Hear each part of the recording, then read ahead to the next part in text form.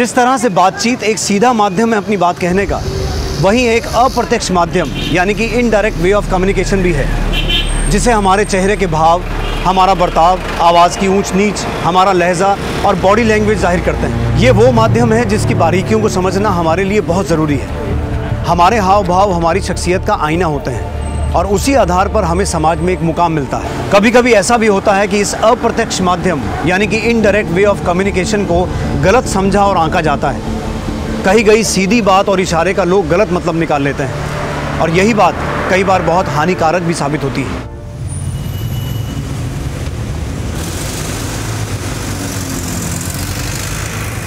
Set of questions check कर लो, यही आता है हर बार।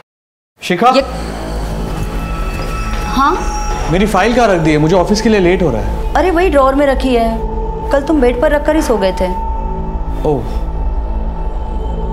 तो क्या कह रही थी मैं, ये कर लोगे तो स्कोर कर जाओगे, ठीक है?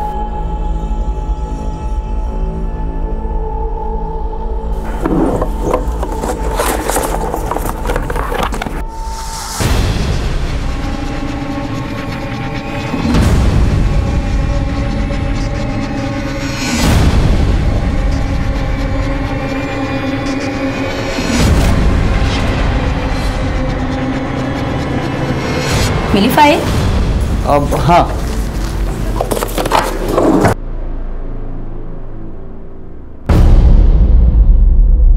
निधि बेटा तुम रेडी हो गए? चलो चलो चलो चलो।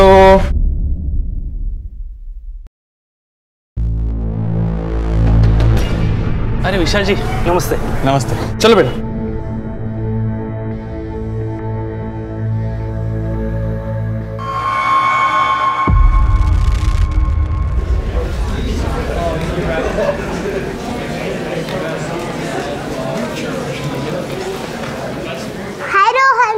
हाय निधि, साथ में क्लास चले? ओके। क्यों झगड़ा किया तुमने? बोल क्यों नहीं रहे हो? बोल रोहन, क्या हुआ था? इसने तुझे क्यों मारा था? आप ही के बेटे ने कुछ किया होगा। नहीं, हमारी बेटी ऐसा कर ही नहीं सकती। ऐसे स्कूल में पढ़ाए हम अपनी बच्ची को। रिलैक्स, क्या बातें कर रहे हैं आप? चुप करिए आप। आपकी बेटी जैसी लड़कियां ही पूरे स्कूल का नाम खराब करती हैं। आपकी बेटी जैसी मतलब? नहीं मतलब हम कुछ बोल नहीं रहे, इसका मतलब ये नहीं कि आप कुछ भी बोलोगे। यही सिखा रहे हो अपनी बेटी को जो ऐसे स्कूल में मारपीट करती है? हाँ सिखा रहा हूँ, क्या कर लोगे तुम? अरे अरे कैसी बातें कर रहे हैं आप लोग, शांत रहिए जरा। बोल करेगी फिर ऐसा तू? अरे जाने दीजिए ना, बच्ची है, हो गई गलती, धीरे धीरे आ जाएगी उसे भी समझ।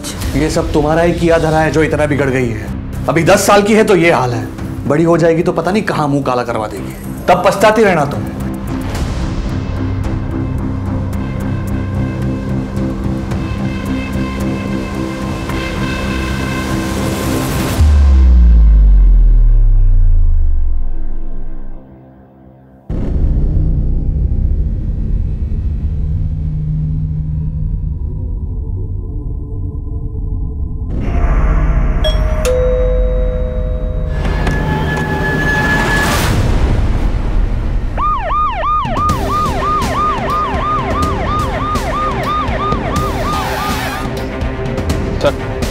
सर घर के ड्रेनेज से खून बहता देख पड़ोसी रमेश को शक हुआ।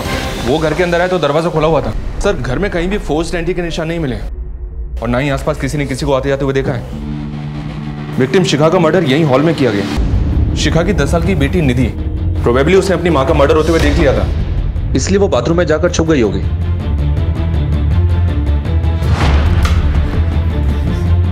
उसका मर्डर करने के लिए वॉशरूम का दरवाजा तोड़ा गया। हत्यारे ने दरवाजा तोड़ा और अंदर गया और उसको भी मार दिया।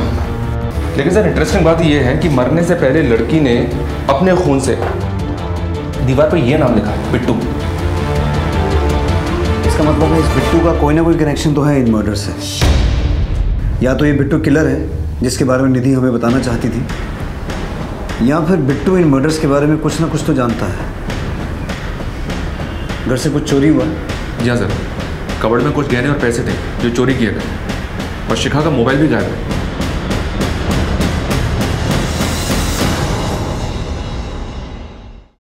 सर बिट्टू के बारे में विशाल ही बता सकता है और उसका हाल आप देख ही रहे। ऐसा कौन हो सकता है जिसे शिखा पहचानती हो, जो घर में आता जाता हो, जिसे आप भी जानते हो? सर शिखा यहीं अगले कमरे में बच्चों को ट्यूशन देती थी, वही बच्चे आते थे घर में, अब बस इससे ज़्यादा कोई और नहीं आता था जिसके बारे में आपको कुछ बता सकूं। मनीष सर, इस एरिया में जितने भी बिट्टू नाम के लोग हैं सबको राउंड अप करो और ये पता लगाओ कि इनकी फैमिली में बिट्टू नाम का कोई आदमी है क्या। और जो बच्चे यहाँ पढ़ने आते हैं उनकी भी डिटेल्स चेक करो, कहीं उनमें से कोई बिट्टू तो नहीं। जी सर। मनीष, ये जो लड़की है निधि, इसके स्कूल में भी पता करो वहाँ कोई बिट्टू नाम का लड़का है क्या। शिखा का मोबाइल ट्रैकिंग पे डलवाओ और ज्वेलरी के लिए अलर्ट भेजो। जी सर।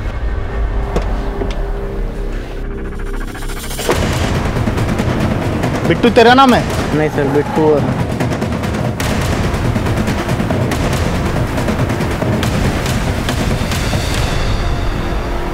ये क्या है सर? बिट्टू समझ के किसी को भी उठा लोगे? ऐसा कहीं होता है क्या?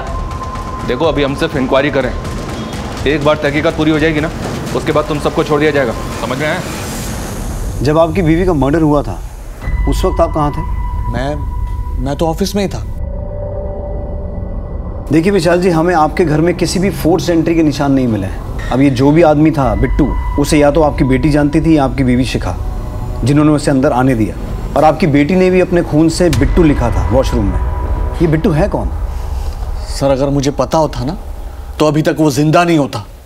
याद करने की कोशिश कीजिए, कभी आपके घर में आपकी बेटी ने या आपकी बीवी ने बिट्टू नाम के किसी आदमी का जिक्र किया हो? नहीं सर, मुझे याद नहीं है। आपकी आखिरी बार कब बात हुई थी अपनी बीवी से? सर उसी दिन दोपहर को। अरे निधि की छुट्टी 2 बजे तक हो जाती है, आ जाएगी थोड़ी देर में। वैसे तुम क्या कर रहे हो? कुछ नहीं, आज मुझे भी ऑफिस में थोड़ा काम है, आते आते लेट हो जाएगा, 6-7 बज जाएंगे। कुछ सामान लाना है? नहीं, कुछ नहीं लाना है। ठीक है। फोन आपने किया था या शिखा ने? सर शिखा ने ही किया था। कुछ काम था उसे आपसे? नहीं सर, ऐसे ही किया था। फिर 2 घंटे के बाद रमेश का फोन आया और उसने बताया कि घर पे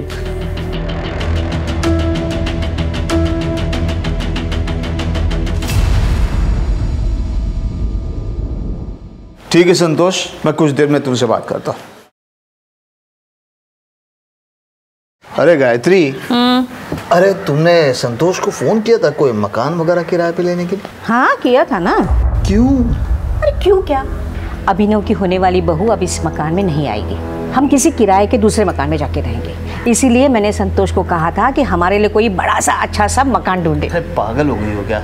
अपना खुद का इतना अच्छा मकान छोड़कर हम लोग किराए के मकान में रहेंगे? देखिए, पंडित जी ने कहा है कि अभिनव की होने वाली बहू के लिए ये मकान का वास्तु अशुभ है। अरे कौन से पंडित ने कहा है? आप कुछ भी कहिए, पर इस घर में अब हमारी होने वाली बहू नहीं आएगी, मतलब नहीं आएगी, समझे?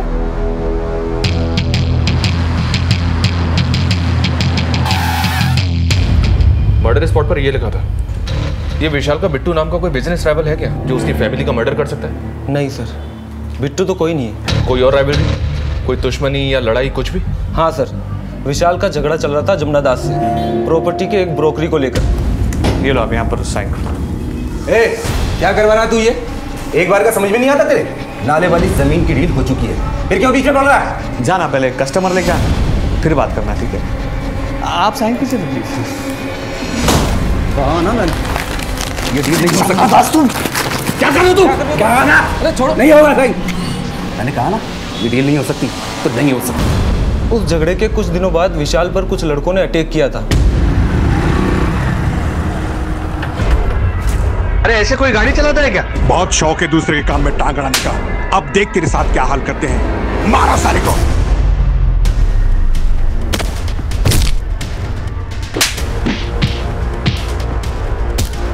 ए, छोड़ो उसे, पुलिस को बुलाओ कोई। ए,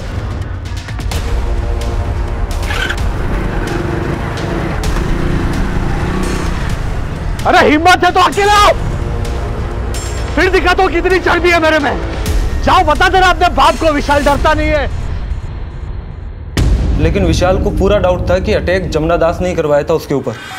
ये जमुना दास कहाँ रहता है? आपके पास कोई सबूत है तो बताएं कि हमने मारा उसके बीवी बच्चों को। देखिए जमुना दास जी, दुनिया में सारे फसाद की जड़ 3 चीज़ें होती हैं: जर, जोरू और ज़मीन, और यहाँ इस मामले में ये तीनों ही हैं। देखिए साहब, मैं ऐसे टुच्चे काम नहीं करता। वो ज़मीन सरकार लेने वाली थी, इसलिए मैं खुद ही हट गया, वरना विशाल तो क्या उसके बाप की औकात नहीं थी हमें रोकने की। सर। हाँ मनीष। सर, जमुना दास से बात हुई, कुछ ज़्यादा ही टेढ़ा आदमी लग रहा है। जमुना दास और विशाल, इन दोनों के पीछे अपने आदमी लगाओ। इन दोनों के उठने बैठने की एक एक डिटेल चाहिए मुझे।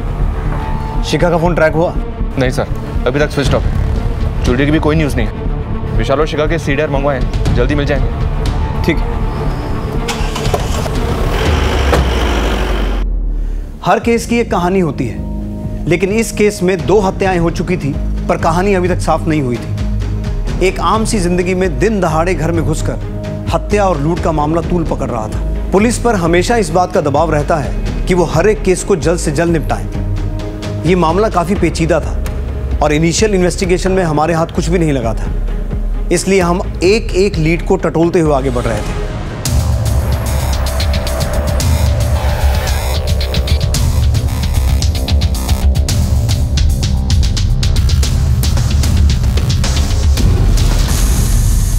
बेटा, ये बिट्टू नाम का कोई दोस्त है क्या आप लोगों का? नहीं सर। पर निधि के साथ तो आप लोगों की अच्छी दोस्ती थी। हाँ सर, पर कुछ दिन पहले निधि हम लोगों से बात करना बंद कर दी। सिर्फ रोहन से ही बात करती थी। कौन रोहन? निधि का बेस्ट फ्रेंड। मगर कुछ दिन पहले उन दोनों की जम के लड़ाई हुई थी। प्रिंसिपल टीचर ने उनके पेरेंट्स को बुलाया था स्कूल में और कंप्लेंट भी की। ठीक है बेटा, तुम जाओ। रोहन बेटा, उस दिन जो भी हुआ था हमें सब बताओ। हम प्रॉमिस करते हैं किसी को कुछ नहीं बताएंगे। निधि तुम्हारी बेस्ट फ्रेंड थी ना, उसके साथ ना कुछ लोगों ने बहुत बुरा किया है। अब उन लोगों को पकड़ने में तुम्हें हमारी मदद करनी होगी। करोगे ना?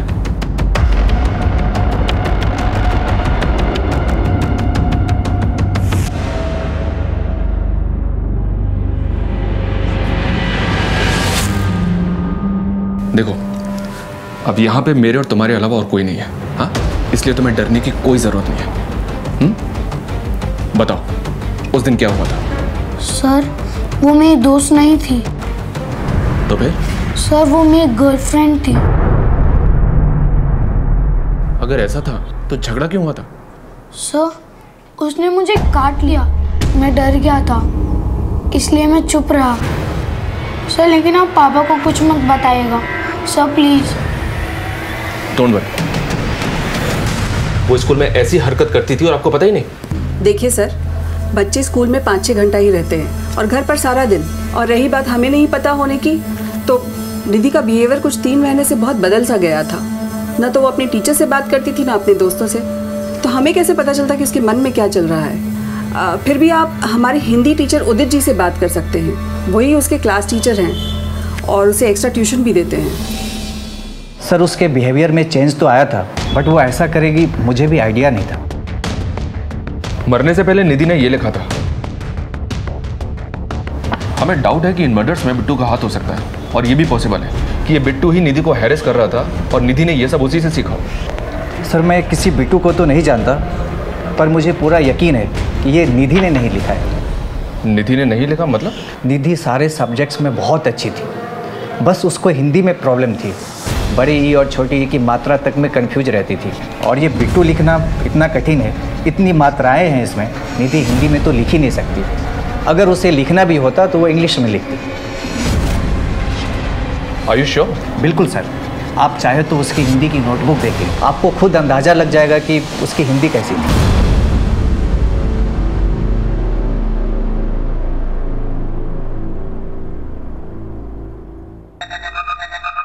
मेरा अभिनव कितना खुशकिस्मत है कि उसे तुम्हारे जैसे खूबसूरत बीवी मिल रही है। अच्छा है ना कान के?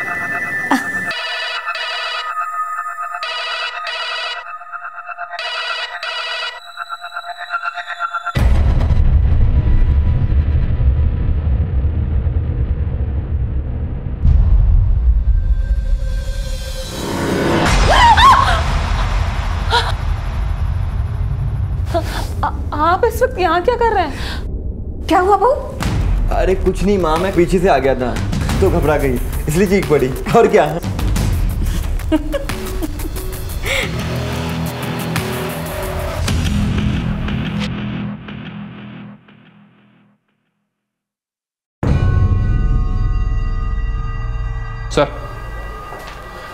निधि के बैग से ये डायरी मिली है, ये देखिए इसमें क्या क्या लिखा है।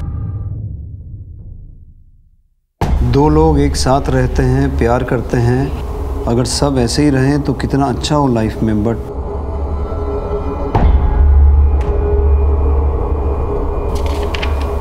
जिससे प्यार करना है उससे लड़ाई, और जिससे बात भी नहीं करनी उससे प्यार। Sometimes I feel there should be someone with whom I can share my pain. कुछ भी तो अच्छा नहीं है एक रोहन को छोड़ के। He understands me well, at least I have someone to talk now. आज रोहन ने भी मुझसे झगड़ा किया, अब मैं उससे कभी बात नहीं करूँगी, वो भी सबके जैसा ही है। आपकी बेटी इतने मेंटल प्रेशर में थी और उससे कोई बात करने वाला भी नहीं था। आप बता सकते हैं कि आप मियाँ बीवी के बीच झगड़ा किस बात पे होता था? सर मैं सच कह रहा हूँ, हमारे बीच में कोई लड़ाई झगड़ा नहीं होता था। निधि ने कुछ और ही बात लिखी है। अगर पता होता सर तो हम उससे बात करते।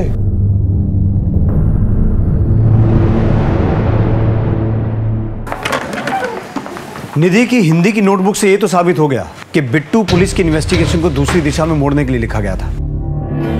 लेकिन क्या हुआ सर, क्या सोच रहे हैं? समझने की कोशिश कर रहा हूं कि मैं सही हूं या गलत। मतलब मनीष, उस घर में सब कुछ 2 बजे के आसपास ही हुआ। निधि स्कूल से घर आई, मर्डरर घर आया, मर्डर और लूट करके वहां से चला गया। शिखा ने विशाल को फोन भी लगभग 2 बजे के आसपास ही किया, वो भी बिना किसी कारण के। कहीं ऐसा तो नहीं कि शिखा जानती थी कि बिट्टू घर आने वाला है और वो ये नहीं चाहती थी कि विशाल और बिट्टू आपस में मिलें, इसलिए उसने विशाल को फ़ोन किया कि वो घर कब आने वाला है। और ये विशाल भी अपने परिवार के बारे में बहुत कुछ छुपा रहा है। मुझे लगता है विशाल और शिखा के रिलेशन में कुछ तो एबनॉर्मल है, जिसके बारे में निधि जानती थी और निधि उस बात को लेकर परेशान भी थी। सोचने वाली बात यह भी है सर कि अभी तक की इन्वेस्टिगेशन में हमने जितने भी लोगों से बात की है, किसी ने भी इस बिट्टू नाम के आदमी को नहीं पहचाना। सर कहीं ऐसा तो नहीं कि कातिल ने खुद ये बिट्टू नाम लिख दिया पुलिस को गुमराह करने के लिए, ताकि हम उसे ढूंढते रहें और वो खुद सेफ हो जाए? हो सकता है मनीष, और हो ये भी सकता है कि कातिल ने हमें चुनौती दी हो उसे पकड़ने की, या फिर ये बिट्टू नाम का आदमी सच में एग्जिस्ट करता है जिसका नाम कातिल ने जानबूझ के वहां लिखा ताकि वो फंस जाए। मनीष, इस परिवार के बारे में और गहराई में पता करो, शायद बिट्टू नाम के किसी आदमी का कुछ सुराग मिले। सर वैसे तो घर में छोटे मोटे झगड़े होते रहते थे, पर कोई 1 महीना पहले विशाल का शिखा से बहुत झगड़ा हुआ था किसी आदमी को लेकर। चल निकल निकल, छोड़िए ना, जाने दीजिए ना। चल निकल।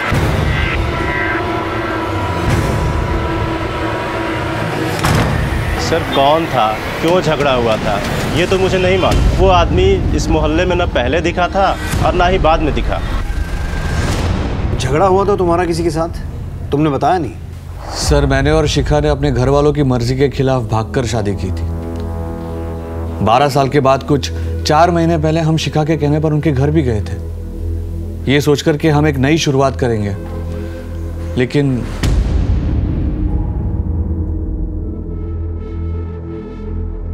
पुरानी सारी बातें भूल जाइए ना पापा। अब तो आपकी नातिन भी आपसे मिलने की जिद करती है। भाऊजू नाना की। जब बेटी ही मर गई तो नवासी कैसी? तुम लोगों ने यहाँ आने की हिम्मत कैसे की? चले जाओ यहाँ से और दोबारा यहाँ कदम रखने की कोशिश भी मत करना। पापा प्लीज, निधि नाम रखा है इसका, कम से कम इसके लिए। शिखा, ये सब क्या ड्रामा है? निकलो यहाँ से, विशाल लेकर जाओ इसे, अगर नहीं गए तो देख लेना। देख लेना मतलब? नहीं माना कि हम दूसरी जाति के हैं, लेकिन हमारे संस्कार तुमसे बहुत ज्यादा बेहतर है। अरे आनंद, तुझे तो एहसान मानना चाहिए कि मैंने ऐसे घटिया संस्कार वाले परिवार के साथ रिश्ता जोड़ा है। निकल निकल यहाँ से और दोबारा मत आना यहाँ पर। निकलो यहाँ से। शिखा,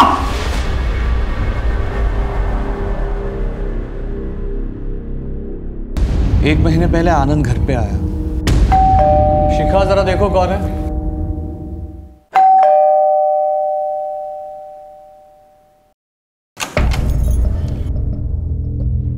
भैया आप आइए ना।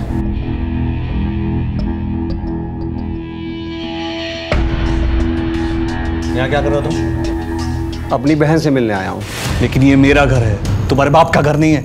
ये क्या कह रहे हो तुम?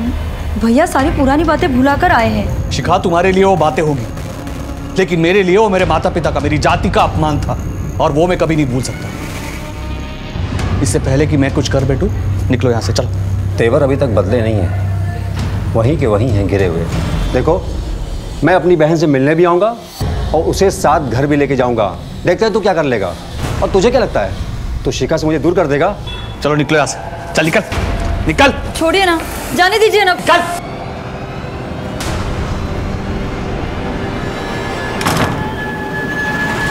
शिखा के कहने पर ऑलरेडी बेइज्जती सहन की थी, अब और नहीं सहना था, इसीलिए उसे देखकर गुस्सा आ गया और फिर झगड़ा हो गया।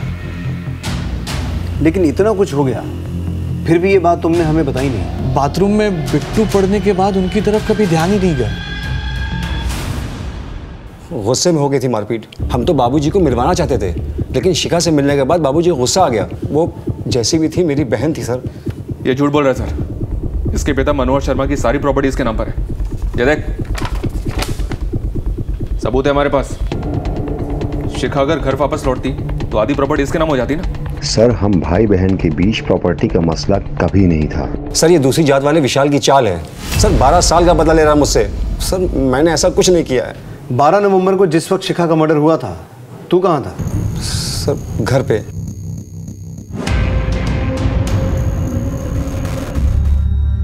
सर निधि और शिखा की पोस्टमार्टम रिपोर्ट आ गई है। निधि की रिपोर्ट में तो कुछ नहीं मिला, मतलब वो मर्डर से 1-2 घंटे पहले ही फिजिकल हुई थी। फिजिकल? लेकिन किसके साथ? उसका पति विशाल तो उस वक्त ऑफिस में था। सर शायद आपका अंदाजा बिल्कुल सही था। शिखा का जिसके साथ अफेयर होगा वो शिखा से मिलने आया होगा, सेक्स किया, उसके बाद मर्डर किया और फिर पुलिस को धोखा देने के लिए वॉशरूम की दीवार पे उसने ये नाम लिख दिया, बिट्टू। या फिर सर ये भी हो सकता है कि ये कोई रेप केस हो। शिखा की लाइफ को और अच्छे से टटोलना होगा। सीडीआर आने में कितना वक्त लगेगा? शाम तक आ जाएंगे सर।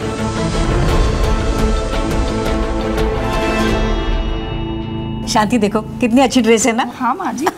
और ये देख, मैंने अपने होने वाली बहू के लिए क्या लिया है। ये झुमकी कितनी सुंदर है माँ जी। है ना, पहली बार जब अपने घर पे आएगी ना वो, तब मैं उसे पहनाऊंगी।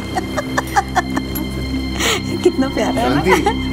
जी बाबू जी। जरा पानी लेके आना पीने। जी बाबू जी। बहुत प्यारे हैं। गायत्री, दिमाग खराब हो गया तुम्हारा? अरे शादी का घर है, घर में पैसे हैं, गहने हैं, और तुम ये दुकान से जाकर बैठी हो नौकरों के सामने। आप है ना, रेखा का टेंशन लेते, आपसे तो बात करना ही बेकार है।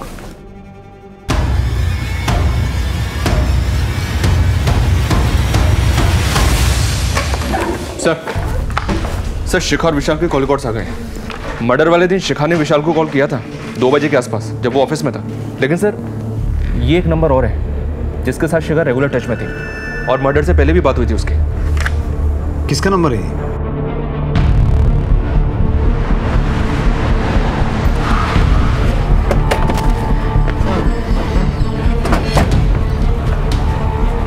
अश्विन,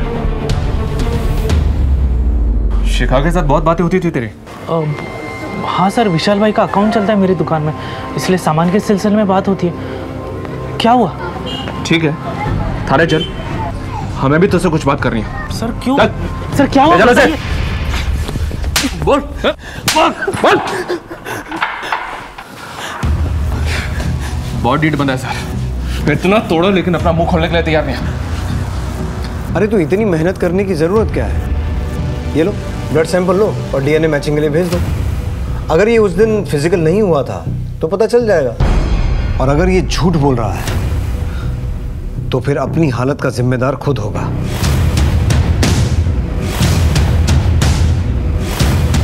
अगर डीएनए मैच हो गया तो उसके बाद क्या होगा तुझे मालूम है ना? बता, शिखा से इतने रेगुलर कांटेक्ट में क्यों था, और वो तुझे 12 से 1 के बीच में कॉल क्यों करती थी? बोल दे, अभी भी वक्त है। ले लो भाई, इसका सैंपल ले लो। अब इससे इसकी रिपोर्ट आने के बाद ही बात करेंगे। ठीक है सर। रुकिए सर, रुकिए, मैं बताता हूँ, मैं सब कुछ बताता हूँ। शिखा अपने शादी से खुश नहीं थी। मेरे दुकान से सामान लाते ले जाते 4 महीने पहले हम दोनों एक दूसरे के करीब आ गए, मगर सर हम लोगों का रिश्ता सिर्फ फिजिकल था। उसका अपना परिवार था और मेरा अपना परिवार। हम लोगों को अपनी सीमाएं पता थी सर, इसलिए हम तभी मिलते थे जब उसके घर में कोई नहीं होता था। लेकिन 2 महीने पहले एक दिन। बेटा निधि, जो कुछ भी तुमने देखा वो पापा को मत बताना, प्लीज। मानोगी ना मेरी बात? तो अपना राज खुलने के डर से तूने शिखा और निधि दोनों को मार दिया? नहीं नहीं सर, नहीं। मैं क्यों ऐसा करूंगा? इस बारे में किसी को कुछ भी पता नहीं था। ना विशाल ने मेरे साथ इस बारे में कुछ बात की और ना ही उसके स्वभाव में कोई परिवर्तन आया था। अरे विशाल जी नमस्ते। नमस्ते। चलो बेटा।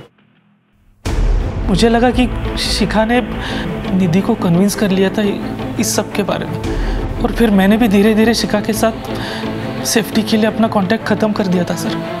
कांटेक्ट खत्म कर लिया था? तो रेगुलर कांटेक्ट में क्यों था? सर 1 महीना बीतने के बाद मेरा दिल बहकने लगा था। मैं शिखा के पास वापस जाना चाहता था, लेकिन शिखा बदल गई थी सर। वो ये रिश्ता खत्म करना चाहती थी, वो मुझसे नहीं मिलना चाहती थी सर। अगर उसने मना कर दिया था तो फिर तू उसके साथ फिजिकल कैसे हुआ? सर मैंने उस दिन उसे फोन किया था और इसी बात के लिए हम दोनों का झगड़ा भी हुआ था सर। देखो, मैंने तुम्हें कितनी बार कहा है कि हमारे बीच जो कुछ भी हुआ वो मेरी गलती थी। तुमसे रिश्ता रख के मैंने विशाल को बहुत धोखा दिया है। अब बस, मैं विशाल से बहुत प्यार करती हूँ और उसे धोखा नहीं देना चाहती हूँ। अच्छा, अब तुम्हारे विशाल को सब कुछ सच बता देता हूँ कि तुमने मेरे साथ क्या क्या गुल खिलाया है। फिर देखते हैं कि तुम्हारा विशाल तुमसे कितना प्यार करता है। अश्विन, ये क्या बोल रहे हो अश्विन? तुम ऐसा कुछ नहीं करोगे। तुम जो कहोगे मैं वो करूँगी। हाँ सर, ये सच है कि मैंने शिखा पर उस दिन जबरदस्ती की थी, लेकिन सर मैंने उसका मर्डर नहीं किया। मैंने उसका मर्डर नहीं किया सर। रेप का चार्ज लगाओ इसमें और जेल में डालो। अकल ठिकाने आएगी तो मर्डर भी एक्सेप्ट करेगा।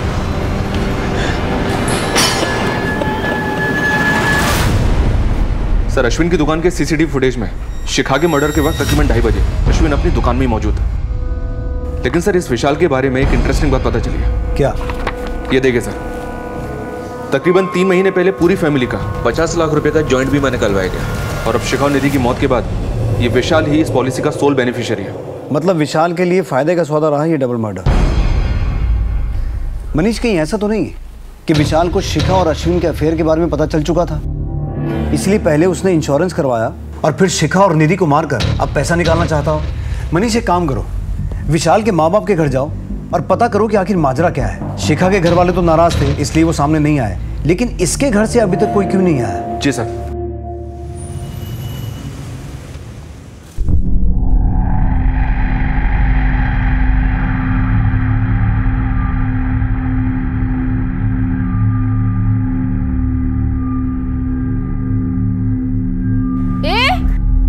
कौन हो तुम और अंदर क्या झांक? देखो चोर, पकड़ो। क्या हुआ शांति? माँ जी, वो लड़का हर रोज इधर ही देखता रहता है और आज तो शायद घर में घुसने की कोशिश कर रहा था।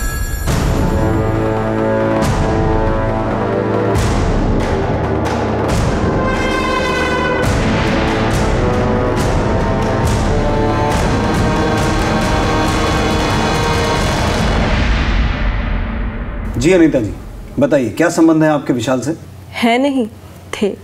शादी होने वाली थी हमारी विशाल के साथ, लेकिन ऐन मौके पे वो मेरी दोस्त शिखा के साथ भाग गया। डोली नहीं उठी हमारी मंडप से और इतनी बेइज्जती हुई कि आज तक शादी नहीं हुई हमारी। मेरी अपनी दोस्त ने मेरी ज़िंदगी ख़राब कर दी। विशाल ने आपको इतना बड़ा धोखा दिया, लेकिन आप फिर भी उससे बातें करती थी फ़ोन पे, वो भी रेगुलर। ये आप ही का नंबर है ना? सर मेरी वजह से अनीता की शादी नहीं हो रही थी। एक दिन वो मुझे रास्ते में मिल गई थी।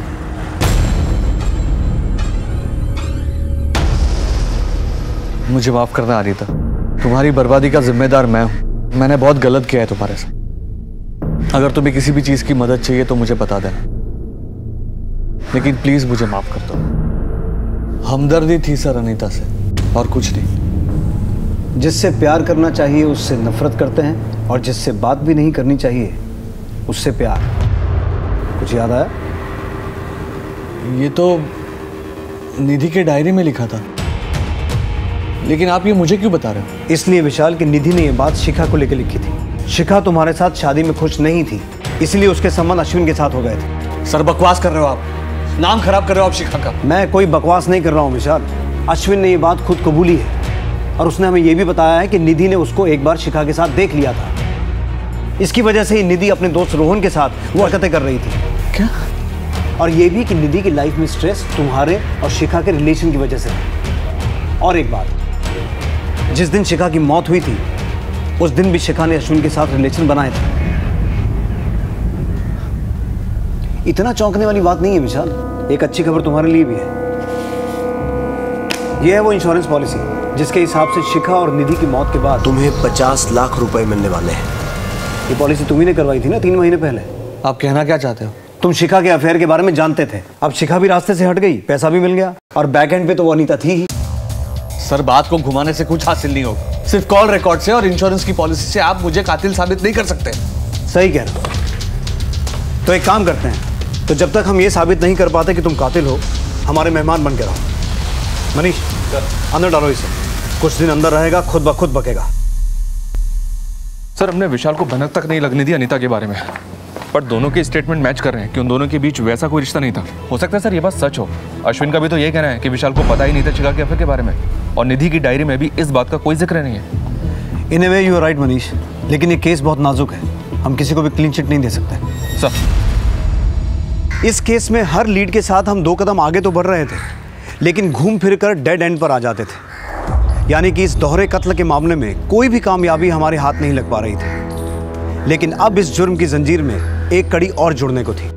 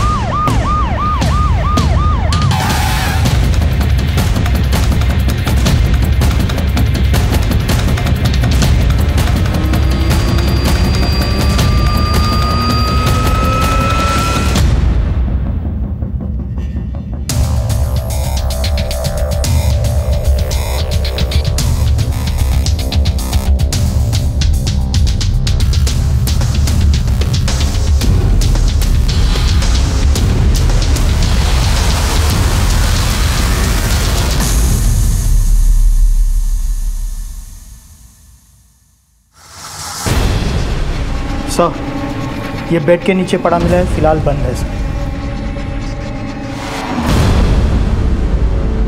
सर। गायत्री जी के बेड के नीचे से मोबाइल मिला है, फिलहाल बंद है। सर लगता है गायत्री जी को स्ट्रैंगुलेट करके मारा गया है। ये भी पता चला है कि घर में कुछ ही दिनों में शादी होने वाली थी। घर से नकदी गहने सब गायब है। घर में कहीं भी फोर्स एंट्री का निशान नहीं है, लेकिन ये सारा मामला लूटपाट का ही लग रहा है। इसका मतलब है किसी को घर की पूरी जानकारी थी, या तो दरवाजा अंदर से खोला गया या फिर किसी मास्टर की का इस्तेमाल हुआ। जी सर, घर के अंदर लूटपाट भी हुई है। हत्यारे ने मर्डर किया और सारा माल लूट के निकल गए। ठीक है मनीष, बॉडी को पोस्टमार्टम के लिए भेजवाओ और सभी पुलिस स्टेशन में हत्या और चोरी हुए गहनों की अपडेट भेजो, और ये पता करवाओ कि उस एरिया में कोई गैंग वैंग तो एक्टिव नहीं है। सर मम्मी पापा दिल्ली जा रहे थे मेरी शादी के कार्ड बांटने के लिए, पर अचानक से मम्मी की तबीयत खराब हो गई और उन्हें घर वापस लौट कर आना पड़ा। फिर मैं पापा के साथ दिल्ली गया। हम लोग वहीं थे जब हमें ये खबर मिली। आपको किसी पे शक है? घर में आने जाने वाला कोई आदमी या फिर पिछले कुछ दिनों में कुछ अजीब हुआ हो? हाँ सर, हमारी कामवाली ने कुछ दिनों पहले एक आदमी को घर के बाहर देखा था। ये फोन हमें आपके घर के बेड के नीचे से मिला है। नहीं सर, हम दोनों में से तो किसी का नहीं है, और गायत्री तो फोन रखती ही नहीं थी। मनीष, इसे साइबर टेक्नीशियन के पास भिजवाओ, ऑन करवाओ। हो सकता है मर्डर से छूट गया हो। और इनकी बाई ने जिस आदमी को घर के बाहर देखा था उसका स्केच बनवाओ। सर इस केस के सिरे टटोलते हुए हम दूसरे केस में उलझ गए। इंसानी फितरत की कई कहानियां सामने आ रही थी। कोई भी जुर्म बिना दस्तक के नहीं होता। यहां भी जुर्म ने दस्तक दी थी। अभिनव के घर की मेड शांति ने घर के आसपास किसी अनजान आदमी को देखा था, और वहां विशाल के घर में इतना कुछ हो रहा था, लेकिन उसने कोई भी दस्तक नहीं सुनी। हमें इस बात पर यकीन नहीं हो रहा था, लेकिन अब इस केस पर रोशनी पड़ने को थी। ये शिखा का मोबाइल फोन है जो अभिनव की मां के घर से मिला है। शॉकिंग बात यह है सर कि इसमें अभिनव और शिखा के इंटीमेट वीडियोस और फोटोज हैं, देखिए। और सर उससे भी बड़ी शॉकिंग बात यह है कि अभिनव का घर का नाम बिट्टू है। क्यों बिट्टू? जी सर, मैं सब कुछ बताता हूँ आपको। मैं एक दोस्त की शादी में गया था, वहाँ मेरी मुलाकात शिखा से हुई। धीरे धीरे हम दोनों दोस्त बन गए, फ़ोन पर बातें करने लगे, बातें मुलाकातों में बदल गई और हमें रिश्ता कायम हो गया। फिर अचानक एक दिन शिखा ने ये रिश्ता ख़त्म कर दिया। भूल जाओ कि हम कभी मिले भी थे। उसने रिश्ता खत्म किया और तूने उसे? नहीं सर, मैंने ऐसा कुछ नहीं किया। जो मोबाइल फ़ोन शिखा का मर्डर करके चुराया गया था वो तेरे घर पे कैसे पहुंचा? उन फोटोज़ के लिए ना, ताकि तेरा और शिखा का रिश्ता हमेशा के लिए राजी बना रहे। सर अगर मैंने ये मर्डर्स किए होते तो वो मैं मोबाइल आप लोगों के हाथ नहीं लगने देता, और अपने घर पे क्यों रखता वो फ़ोन। और सबसे बड़ी बात सर, मैं शिखा के घर पर अपना नाम क्यों लिख कर आता? सर इसमें कोई ना कोई साजिश है मुझे फंसाने की, मैं सच कह रहा हूँ। इस अभिनव के दुश्मनों को खंगालो, उससे जुड़े एक एक आदमी की पूरी हिस्ट्री खोद के निकालो, पता लगाओ कौन है जो उसे फंसाना चाहता है, और उस आदमी को ट्रैक करो जिसे शांति ने उस दिन घर के बाहर देखा था। इन सब में तो एक ही आदमी का फायदा दिख रहा है सर हटाइए इसे, प्लीज प्लीज हटाइए इसे। सर थक गया हूं मैं। हम सब साथ रहते हुए भी मैं कितना दूर था शिखा से, अपनी बच्ची से।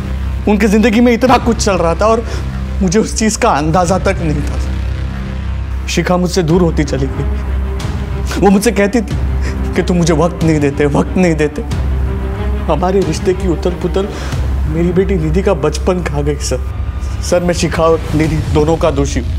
आपको मुझे जो सजा देनी है दे दीजिए सर मैं हार गया।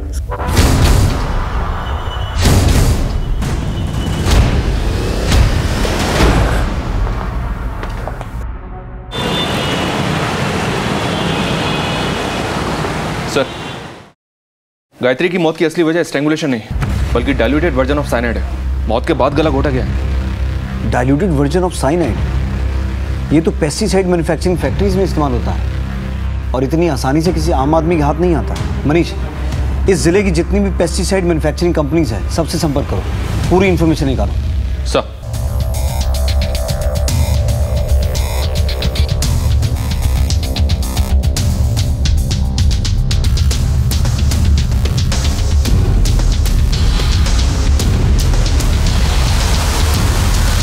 सर अभिनव की डिटेल्स चेक करते हुए दो बड़ी इंफॉर्मेशन हाथ लगी हैं। उठा के लाओ उन दोनों को। हैरान हो ना ये सोचकर कि हम तुम तक कैसे पहुंच गए? सर मीरा मेरी दोस्त है और पिछले 3 सालों से साहिल से अफेयर था उसका, लेकिन पता नहीं अभिनव से शादी करने के लिए वो क्यों रेडी हो गई। ये साहिल कौन है? उसका एड्रेस है आपके पास? सर एड्रेस तो नहीं मालूम, लेकिन हम लोग एक बार लॉन्ग ड्राइव पे घूमने गए थे तो उसकी फोटो है मेरे पास।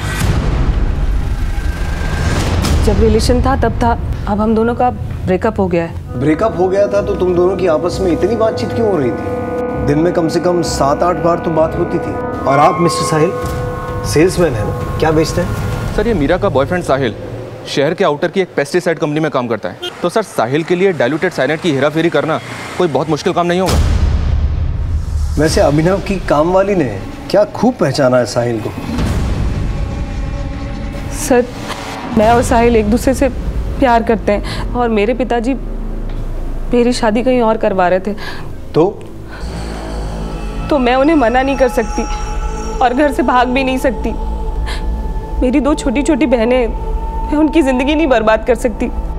तो इसमें शिखा और निधि कहाँ से आ गए? शिखा मेरी बचपन की दोस्त थी और अश्विन से उसका अफेयर था। ये बात शिखा ने ही मुझे बताई थी, इसलिए मैंने उसे अपनी दोस्ती की दुहाई देकर अपने प्लान में शामिल कर लिया। शिखा, पापा ने मेरी शादी अभिनव से तय कर दी है। वो लड़का बिल्कुल अच्छा नहीं है। तू बता मैं तेरे लिए क्या कर सकती हूँ? देख अश्विन के साथ तो तू सोती ही है ना, अभिनव के साथ भी सो जा और उसके साथ वैसी वाली फोटोग्राफ निकाल ले ताकि मैं पापा को फोटो दिखा के शादी तुड़वा सकूँ। शिखा ने अभिनव को फंसा लिया था और फोटोग्राफ भी ले ली थी। उसने मुझे फ़ोन किया कि मैं वो फ़ोटो लेने आ जाऊँ। मैं और साहिल उसके घर गए, लेकिन उसके घर जाने के बाद उसका प्लान तो कुछ और ही था। तो समझने की कोशिश कर यार, इन फोटो से उसके परिवार की बदनामी होगी। देख शादी तोड़ने का कोई दूसरा तरीका भी हो सकता है। ज्यादा लेक्चर देने की जरूरत नहीं है, खुद तो दर्जे के मुंह मारती है और मुझे सीख दे रही है। ये फोन तो मैं लेकर रहूंगी। फोन छोड़ मोबाइल छोड़, मैं कहती हूँ छोड़। निधि ने हमें शिखा को मारते हुए देख लिया था, इसलिए हमें निधि को भी मारना पड़ा। तभी मेरे दिमाग में एक प्लान आया अभिनव को फंसाने का। ये पुलिस के लिए भी ऑब्वियस नहीं था, बस ये एक गलती हो गई हमसे, इसीलिए शायद पुलिस अभिनव तक नहीं पहुंच पाई। गायत्री, उसे क्यों मारा? हमें लगा कि शिखा के कॉल रिकॉर्ड से पुलिस अभिनव तक पहुंच जाएगी और ये शादी टूट जाएगी, लेकिन ऐसा नहीं हुआ क्योंकि शिखा अभिनव से इंटरनेट कॉलिंग पर बात करती थी। हम शिखा के फ़ोन को अनलॉक नहीं कर पा रहे थे और शादी की डेट नज़दीक आती जा रही थी, इसीलिए हमने ये प्लान किया कि हम अभिनव को मार के शिखा का मोबाइल उसके घर पे छोड़ देंगे, ताकि किसी को भी फोटोग्राफ देखे तो उसे लगे कि अभिनव ने शिखा को मारा है और इस गिल्ट में उसने खुद की जान दे दी। और साहिल अभिनव के घर पर निगरानी रखने लगा। हमने उसी दिन अभिनव को मारने का प्लान बना लिया था, लेकिन कौन? अरे मीरा, तुम इस वक्त यहाँ पर? ये कौन है? हमने जो कुछ भी किया बस एक दूसरे के साथ रहने के लिए किया। एक साथ तो नहीं, पर अब तुम दोनों जिंदगी भर जेल की कालकोठरी में रहोगे। हमारे हाव भाव, हमारे बर्ताव और हमारी बातों का असर हमारे बच्चों पर होता है। यही कुछ हुआ था निधि के साथ। अपने माँ बाप से प्रभावित होकर वो अलग अलग हरकतें कर रही थी। ये एक बड़ी दस्तक थी जिसे ना शिखा पहचान पाई और ना ही विशाल सुन पाया। अपने रिश्तों की कदर करें, डायरेक्ट इनडायरेक्ट कम्युनिकेशन पर खास ध्यान दें। बिखरते रिश्तों की दस्तक अगर वक्त रहते सुन ली जाए तो फिर तबाही की गूंज सुनने की नौबत ही नहीं आएगी। हमारे आज के एपिसोड की दूसरी कहानी। रिश्तों की नींव प्यार और सम्मान पर रखी जाती है। इसमें धोखा, छल कपट, जबरदस्ती या लालच की कोई जगह नहीं होती। लेकिन अक्सर लोग अपने मतलब के लिए रिश्तों को तोड़ने मरोड़ने से बाज नहीं आते। नमस्कार, मैं सीनियर इंस्पेक्टर रंजीत ठाकुर और क्राइम पेट्रोल दस्तक के इस भाग में आपका स्वागत है। आज से 1 साल पहले जब मेरी पोस्टिंग बिहार के अरेरिया में थी, उस समय मेरे पास एक ऐसा केस सामने आया है जिसमें एक लड़की के साथ बर्बरता के साथ रेप किया गया था, बाद में उसे मार दिया गया। और वहीं दूसरी तरफ एक लड़के की शादी बंदूक की नोक पर एक मरी हुई लड़की के साथ करवाई जा रही थी। आखिर ऐसा क्यों हो रहा था? जब हमने पता किया तो इंसान का ऐसा वहशीपन सामने निकल के आया जो आप सोच भी नहीं सकते।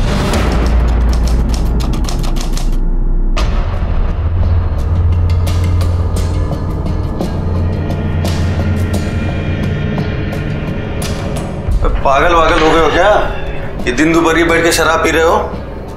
हमारे आगे ना ज्यादा नीति शास्त्र का लेक्चर मत छाड़ो।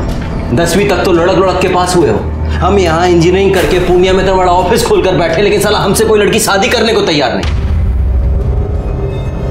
देखो देखो, अरे देखो, लंगड़े हैं, लूले हैं, नहीं ना, दिखने में भी ठीक ठाक है, अच्छा खासा कमाते हैं, लेकिन पिछले 2 साल से शादी तक बात पहुंच के रिश्ता टूट जाता है। ठीक है, ठीक है, टेंशन नहीं आओ। बैठो बैठो बैठो बैठो बैठो आराम से। कल फिर से लड़की देखने जा रहे हो ना? बेटा इस बार सिक्सर मारोगे तुम कह रहे हैं। हमें जाओगे तुम और तुम्हारा सिक्सर। अरे थैंक यू बेटा।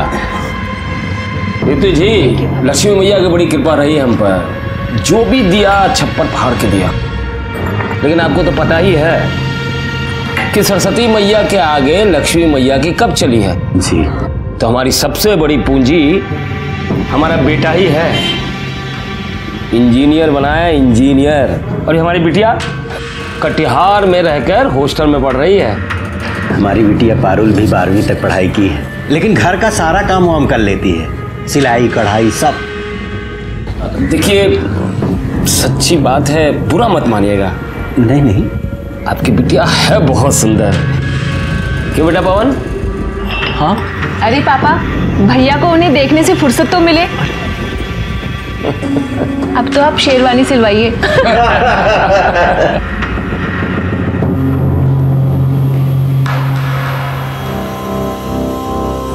लड़की नहीं है भाई, चक्कू है चक्कू। अरे न जाने कितनों का कत्ल किया होगा। अबे साले, तुम्हारी होने वाली भाभी है अब देखो शादी तय हो गई है तुम्हारी, अब शादी के बाद दोस्त को भूल तो नहीं जाओगे ना? कितना भी पेस्ट कंट्रोल करवा लो, खटमल खून चूसना थोड़ी ना छोड़ देगा, हैं? अच्छा बेटा, खटमल है हम। तो क्या हो फिर? तो जाओ, तब हमारी बद्दुआ लगेगी तुम्हें।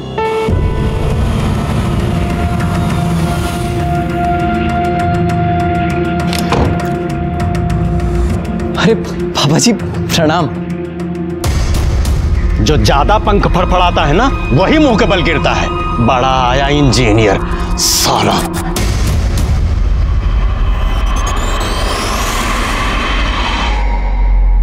पापा पापा पापा वो शेरवानी सिलवा ली है, जाओ रखो अंदर। लड़की वालों ने मना कर दिया है। मना कर दिया मतलब? काहे? अरे हमको क्या पता, तुम ऐसा क्या गुल खिला रहे हो कि सब लोग मना कर रहे हैं। पागल हो गया क्या?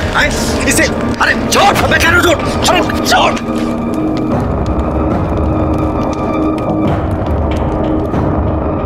क्या किया तूने? अरे शादी टूट गई तो लौंडिया किधर टेसुआ पाओगे? बात वो नहीं है, लेकिन साला कोई तो प्रॉब्लम हमारे में ही है ना, जो हर बार सब हमें रिजेक्ट करके चले जाते हैं। हम कह रहे हैं तुम अपनी कुंडली को दिखवाओ, कहीं ना कहीं उसमें अड़ैया मार के बैठा हुआ है। पापा ने हमारी शादी का रिस्पॉन्सिबिलिटी आपको दिया है ना, अगवा बने फिरते हैं आप हमारे।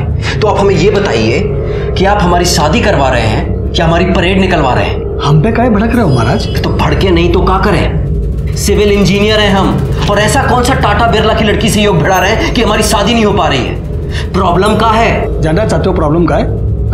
बताते हम। बैठो बैठो, हम तुमको बताते हैं प्रॉब्लम क्या है। बैठो।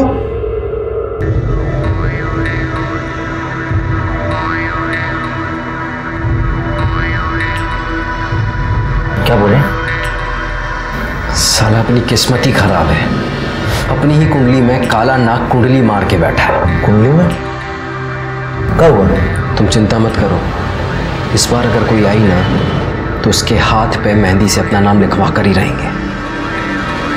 पवन। अरे खाली हंसी ठट्टा कर रही हो तुम लोग कि मेहंदी भी लगाई? अरे लगाई ना। अच्छा अच्छा, देखो सगुन के टाइम कैसे खाली गले बैठी रूपा। ए रूपा, ये लो जीजा जी बात करना चाहते हैं तुमसे। हमें बात नहीं करनी। अरे माँ समझाओ ना। हमारे सामने शर्मा रही है। नाटक कर रही हो, बतिया लो ना, शादी हो रही तुम्हारी। हेलो। बहुत एंग्री हो का? हम कितनी देर से तुमको फोन कर रहे हैं, तुम फोन ही नहीं उठा रही हो हमारा। हम बाद में बात करते हैं। अरे हेलो रूपा। हमसे शर्मा रही है।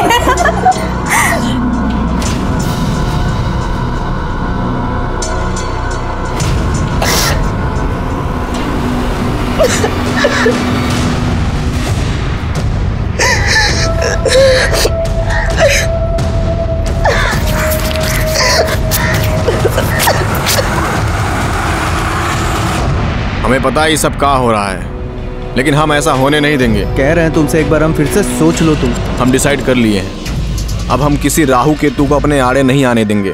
हमें रूपा चाहिए तो चाहिए। अब तो ये लाइफ और डेथ का मैटर हो गया है। चलो बस आ गई, हम निकलते हैं। अपना ख्याल रखो। गरिया गरिया गरिया, हाँ गरिया, बैठो बैठो। चलो चलो।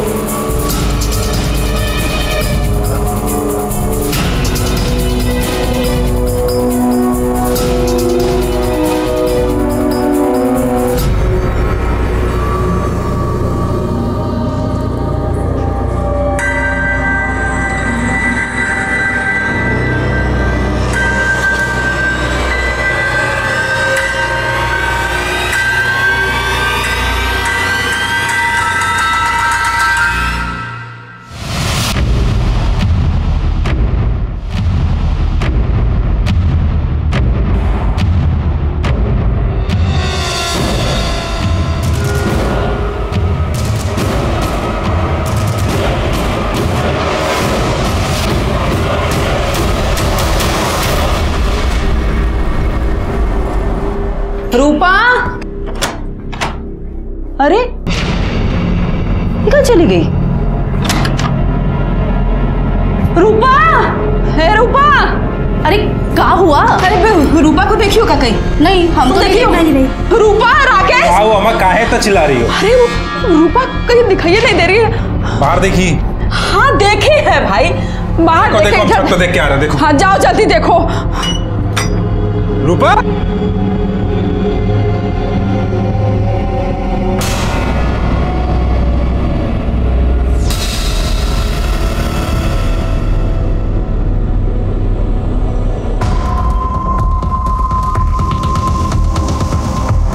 अम्मा, ए अम्मा। हरा कैस का हुआ?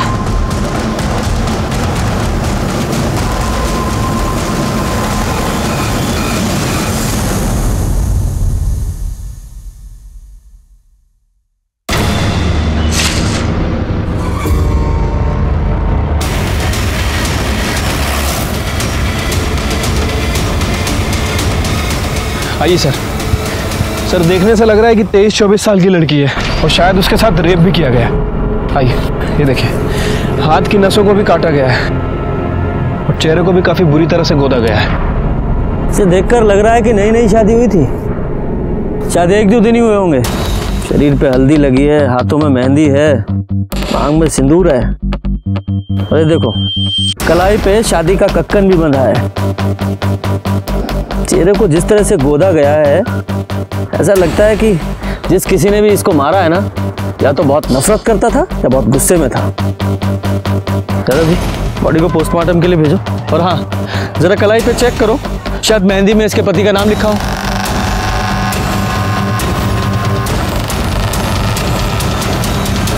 सर, हाथ में पवन लिखा हुआ है। पवन? यादव जी, पता करो, 1-2 दिन पहले किसी पवन की शादी हुई थी क्या? इस बेचारी ने कितनी अरमानों के साथ अपनी नई जिंदगी की शुरुआत की होगी। जिस किसी ने भी इसके साथ ये बर्बरता की है ना, यादव जी से छोड़ना नहीं है। सर, ये लड़की की पोस्टमार्टम रिपोर्ट आ गई है। रिपोर्ट के मुताबिक उसके साथ ब्रूटली रेप किया गया है। बॉडी में काफ़ी ज़्यादा इंजरीज भी हैं और सर, ये बॉडी पे 2 लोगों का सीमन भी मिला है। 2 लोग? यानी कि रेप और मर्डर में 2 लोग शामिल थे? हाँ सर। रिपोर्ट के मुताबिक उसकी मौत ज़रूरत से ज़्यादा खून बहने की वजह से हो गई है और उसके बाद उसके फेस को गोदा भी गया सर।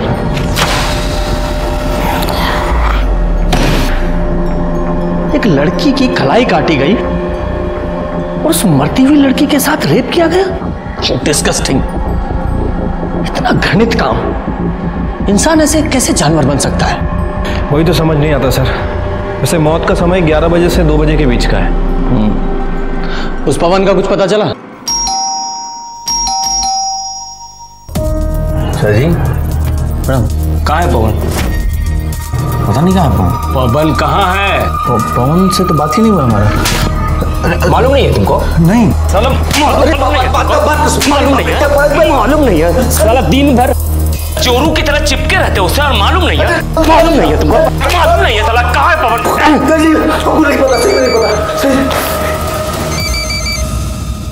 हेलो,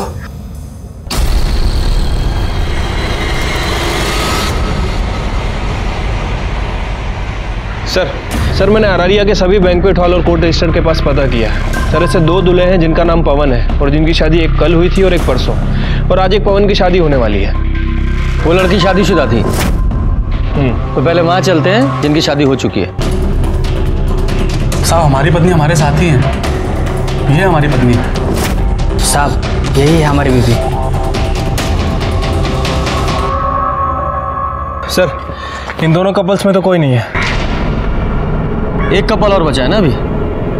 एक काम करो, जिस बैंक्वेट हॉल में किसी रूपा और पवन की शादी होने वाली है ना, वहां से उनका एड्रेस निकालो। इतना दिन से मुंह फुला के बैठी थी, आपको दिखाई नहीं दे रहा था?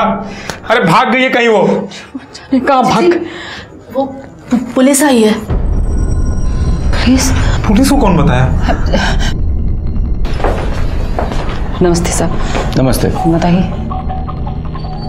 हमें रूपा से मिलना है। तो रूपा तो वो शादी की रस्म के लिए बाहर गई है। आप कौन है? हम रूपा की माँ हैं। तो शादी की ऐसी कौन सी रस्म होती है जिसमें माँ और बाकी औरतें नहीं जाती? हमको नहीं पता रूपा कहाँ है। आज शाम को उसका शादी है। सुबह से पता नहीं कहाँ गायब हो गया। हम लोग तो खुद से ढूंढ ढूंढ के इतना परेशान हो गए, पता नहीं कहाँ चली गई हमारी बेटी।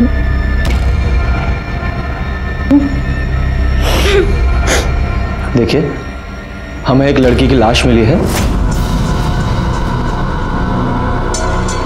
और उसकी पहचान के लिए आपको हमारे साथ चलना पड़ेगा।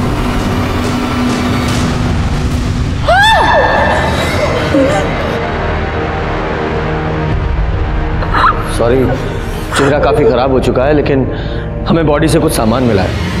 प्रसाद, ये देखिए।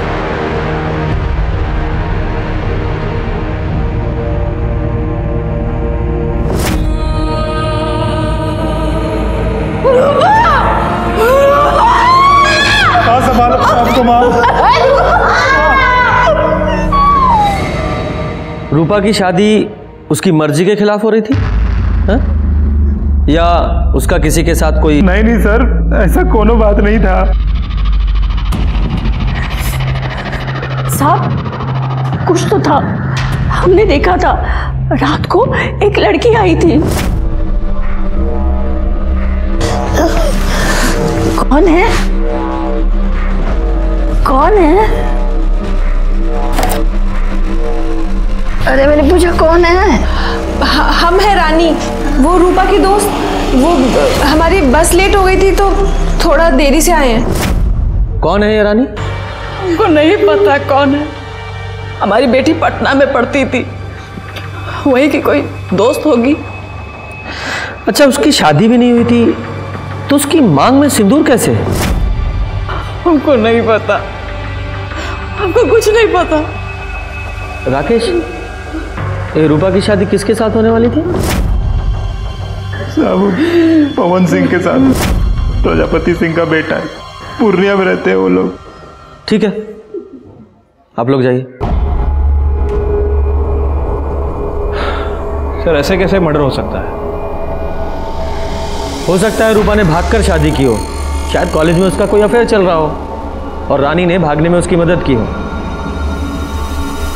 फिर रूपा के कॉल रिकॉर्ड्स निकालो और देखो कि इसका किसी के साथ अफेयर तो नहीं था, और पटना पुलिस को भी इन्फॉर्म करो कि इसको कॉलेज में इंक्वायरी करें। ठीक है सर। एक काम करते हैं, पूर्णिया चलते हैं और इस पवन सिंह और प्रजापति सिंह से मिलते हैं। हो सकता है पवन को इस रूपा के अफेयर के बारे में पता चल गया हो और इन लोगों ने ही पहले उसका रेप किया और फिर मार दिया।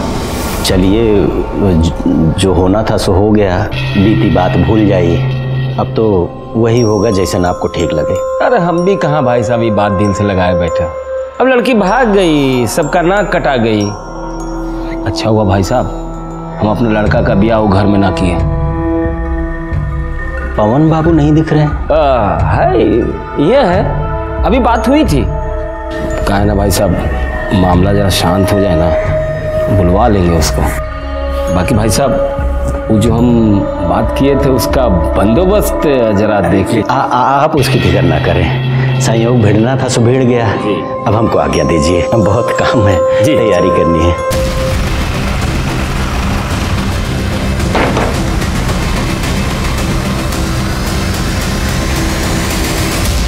जी,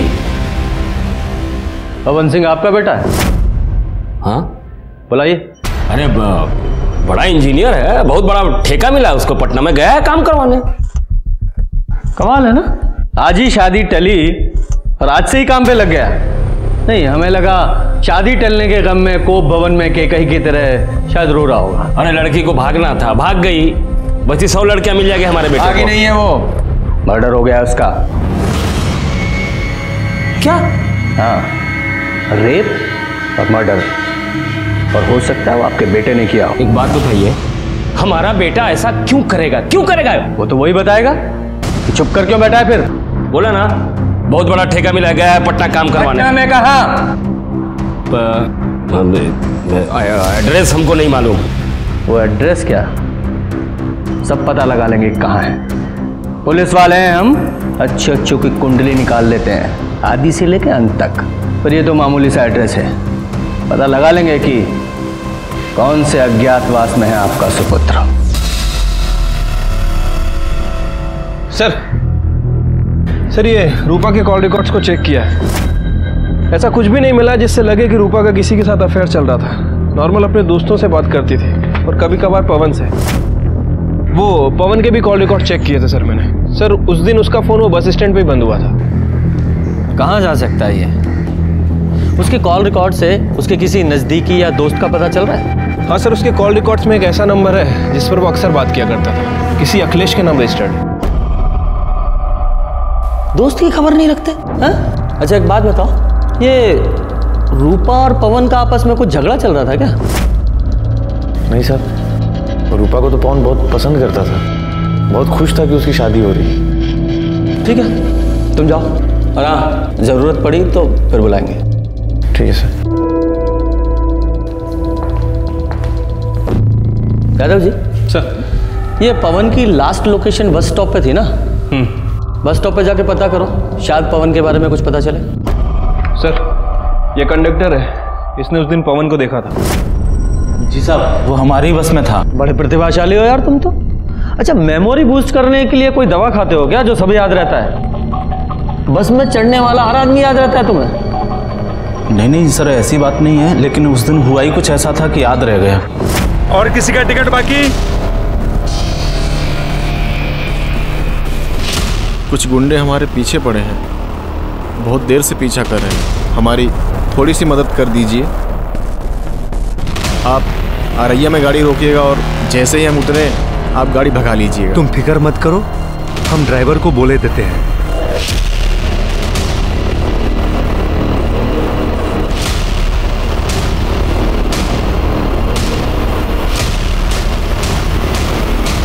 गाड़ी रोक, गाड़ी रोक। गाड़ी तो अब अगले बस स्टॉप पे रुकेगी।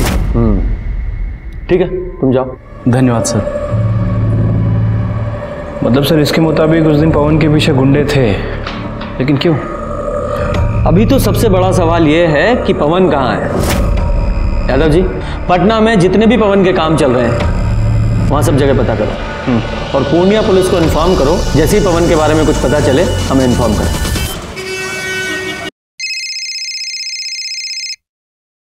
हेलो सर, मैं पूर्णिया से बोल रहा हूँ। पवन मिल गया है। कहाँ है वो? सर वो मर चुका है, हमें उसकी लाश मिली है। क्या?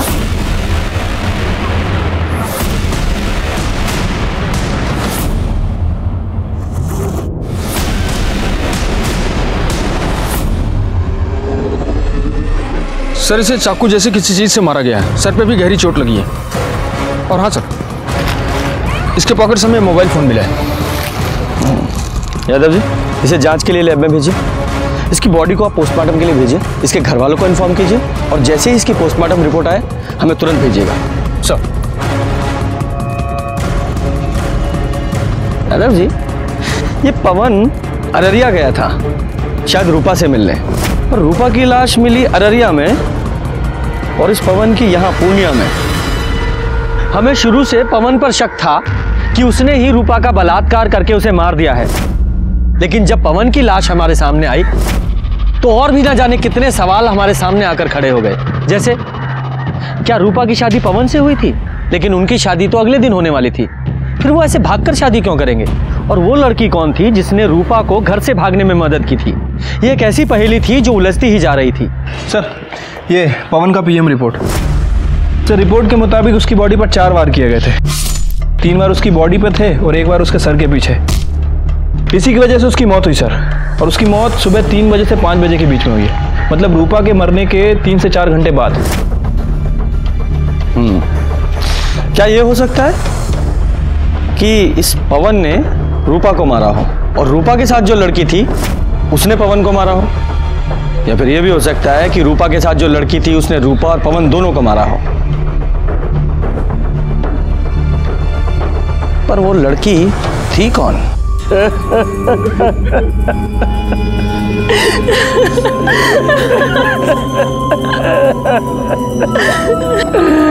दरोगा जी, हम कह रहे रूपा के घर वालों को गिरफ्तार कीजिए, उसने हमारे बेटे को मारा है।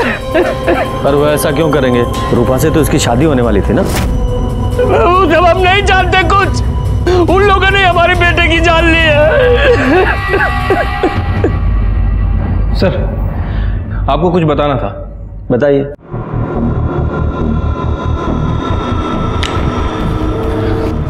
सर पवन सिंह के पास जो मोबाइल फ़ोन था और उसके अंदर जो सिम था वो पवन के नाम रजिस्टर्ड नहीं था, बल्कि अखिलेश के नाम रजिस्टर्ड।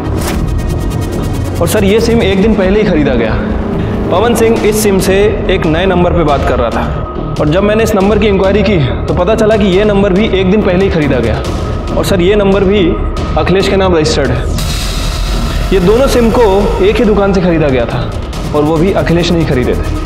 जिस दिन मर्डर हुआ उस दिन पता चला है कि ये दोनों ही सिम एक साथ ट्रेवल कर रहे थे। इनमें से एक सिम की लोकेशन रूपा के घर के आसपास की है और ये दूसरा सिम नेक्स्ट डे जाके कटियार में बंद हुआ। ये दो नए सिम का क्या चक्कर है? कुलजा सिम खेल रहे हो?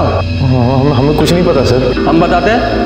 पवन को रूपा के अफेयर के बारे में पता चल गया, उसने तुम्हें भी बताया, तुम्हें भी गुस्सा आया और तुमने और पवन ने दोनों ने मिलकर रूपा का रेप किया, उसे मार डाला और बाद में तुम्हारा और पवन का झगड़ा हुआ तो तुमने पवन को भी मार दिया। नहीं सर, ऐसा कुछ नहीं हुआ था। हम सच कह रहे सर, हमें कुछ पता ही नहीं। यादव जी सर मैं बता रहा हूँ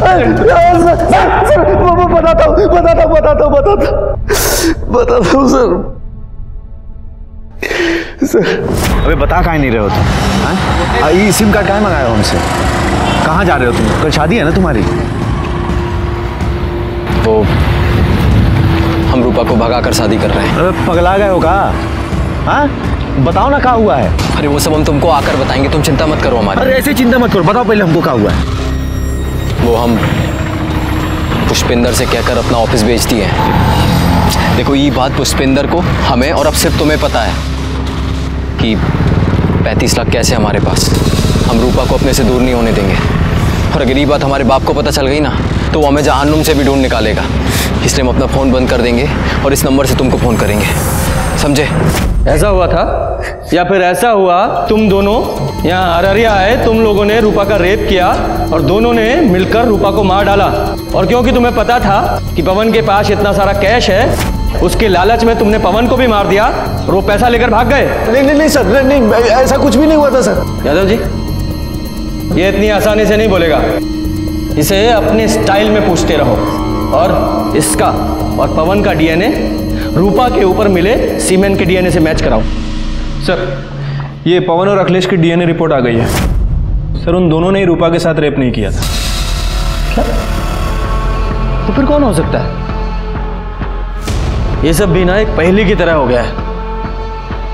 ये रूपा और पवन की शादी होने वाली थी और रूपा अपनी शादी से एक रात पहले घर से भाग गई थी और उसी दिन वो पवन भी पूर्णिया से अररिया आ रहा था। ये रूपा का मर्डर यहाँ अररिया में हुआ और हमें पवन की लाश पूर्णिया में मिली। ये भले ही पवन ने रूपा का मर्डर ना किया हो लेकिन वो कारण हो सकता है। याद है ना वो बस कंडक्टर, उसने कहा था कि पवन के पीछे 2 गुंडे लगे हुए थे। हो सकता है वो 2 गुंडे पवन के पीछे पीछे रूपा तक पहुंच गए हो, उन्होंने रूपा को मारा हो, बाद में पवन को भी मार दिया। यादव जी ये पवन के पास 35 लाख रुपए थे और ये बात सिर्फ 2 लोगों को पता थी, एक उसका दोस्त अखिलेश और दूसरा वो ब्रोकर पुष्पिंदर जिसने उसका ऑफिस बिकवाया था। एक काम करो, इन दोनों की कॉल रिकॉर्ड्स खंगालो, देखो कोई सस्पेक्ट मिलता है क्या।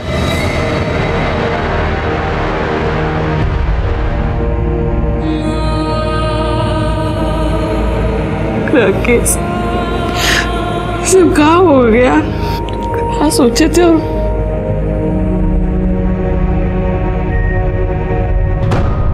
सर ये अखिलेश और ब्रोकर के कॉल रिकॉर्ड्स आ गए।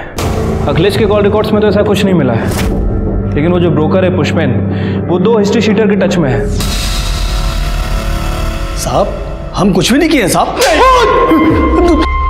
सीधे सीधे सच्चाई बता दो। वैसे तुम्हारे इन लफंडरों ने हमें बता ही दिया। सब बताता हूँ। वो जो पवन है ना, वो शादी के लिए बहुत परेशान था साहब। मतलब मरा जा रहा था एकदम, लेकिन उसका शादी बार बार टूट रहा था साहब। और एक बार वो हमारे पास भी आया था ये जानने के लिए उसका शादी काहे टूट रहा है। अरे बताइए ना आखिर बात का है, काहे रिश्ता टूट रहा है बार बार हमारा? गलती तुम्हारा नहीं है पवन बाबू, गलती तुम्हारे बाप का है। वो पार्टी लोगों के सामने इतना बड़ा मुंह फाड़ता है ना कि पार्टी लोग भागिए जाता है, समझे? लेकिन हम दहेज के लिए शादी नहीं कर रहे हैं। ये बात हमको नहीं, अपने बाप को जाकर समझाओ। उसके सामने तो तुम्हारी जुबान पर ताला लग जाता है। अब हम ऐसा नहीं होने देंगे। लेकिन सब फिर से वैसे ही हुआ। विभूति जी 1 करोड़ देने को बोल रहे हैं। अरे क्या बात कर रहे हैं महाराज, पवन का शादी रूपा से तय कर दिया है ना। वो तो आपको 25 लाख रुपए एडवांस भी दे चुका है शादी के लिए। अरे तो हम बारात लेके जाएंगे, लेकिन दुल्हन नहीं लाएंगे। मतलब उठकर चले आएंगे, कुछ भी बोल देंगे। लड़की में खोट है, आंख टेढ़ी है, मुंह बिचका हुआ है। पापा देखिए पापा, आप ऐसा नहीं कर सकते। हम रूपा को पसंद करते हैं और उसी से शादी करेंगे। ए बेटा, तुम्हारे पढ़ाई लिखाई में कितना खर्चा किया मालूम है ना तुमको? इतना शानदार ऑफिस खुलवा के दिया इसको। तुम्हारी शादी कब होगी, किससे होगी, ये हम डिसाइड करेंगे। हम। पवन बहुत परेशान था, वो हमको 3 लाख रुपया दिया था उसका ऑफिस बिकवाने के लिए, तो हम बिकवा दिए साहब। लेकिन साहब बाद में हमारे मन में बहुत लालच आ गया। वो 35 लाख रुपया भी हमको चाहिए था साहब। अब इसलिए हम पवन के पीछे गुंडे लगा दिए साहब। और तुम्हारे इन गुंडों ने पवन का पीछा किया, पहले रूपा का रेप किया, उसे मार डाला, फिर पवन के पैसे छीने और उसे भी मार दिया। और इस सब में तुम भी शामिल हो। अरे नहीं साहब, ये हम कुछ नहीं किए, हम सच बोल रहे साहब। यादव जी, इन तीनों का डीएनए टेस्ट कराओ।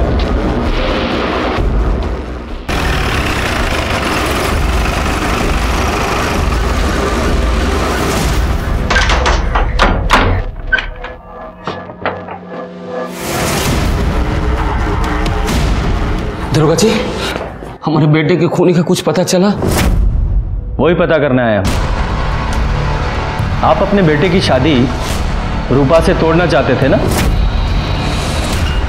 नहीं, कई बार पहले भी दहेज के लालच में आप अपने बेटे की शादी तोड़ चुके थे। जब आपको पता चला कि आपका बेटा अपना ऑफिस बेचकर रूपा के साथ भागकर शादी करने की प्लानिंग कर रहा है, तो आप वहां गए, आपने रूपा का रेप किया और उसे मार दिया, और बाद में अपने बेटे को लेकर यहाँ पूर्णिया में आ गए। फिर आपका बेटे से झगड़ा हुआ तो उसे भी मार दिया। आपका दिमाग खराब हो गया है? हमने दहेज मांगा, कोई नई बात नहीं है इसमें, पूरी दुनिया करती है, आपको पता है, दूल्हा बिकता है। हमने अपने बेटे की पढ़ाई पे इतना खर्च किया, तो वसूलने का हक तो था ना हमारा? बिल्कुल भी नहीं। आपको पता होना चाहिए, दहेज लेना और देना दोनों जुर्म है, सजा हो सकती है आपको। अब इससे ज्यादा सजा क्या मिलेगी? हमारा बेटा हमसे छिन गया। लेकिन पुष्पेंद्र का कहना है कि आप अपने बेटे की शादी रूपा से तुड़वाकर विभूति की बेटी से करवाना चाहते थे। झूठ बोल रहा है वो।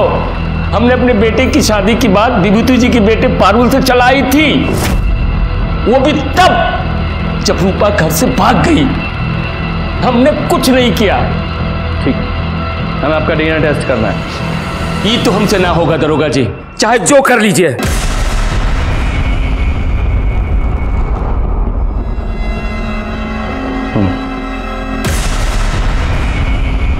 यादव सर, मुझे इसकी एक एक डिटेल्स चाहिए। ठीक है सर। आपकी बेटी की शादी पवन से होने वाली थी ना? जी। लेकिन पवन तो रूपा से शादी कर रहा था, फिर आप रिश्ता लेकर क्यों गए? जब तक सामान बिक न जाए वो किसी का नहीं होता साहब। हमने रूपा के घर वालों से अधिक बोली लगाई थी, वो इसलिए कि लड़का अच्छा था और इंजीनियर भी था। पर पारुल का रिश्ता पवन के साथ एक बार पहले भी टूट चुका था ना? पारुल पवन को पसंद करने लगी थी, इसलिए मान गए, और उन्होंने जो दहेज मांगा हम देने को तैयार हो गए।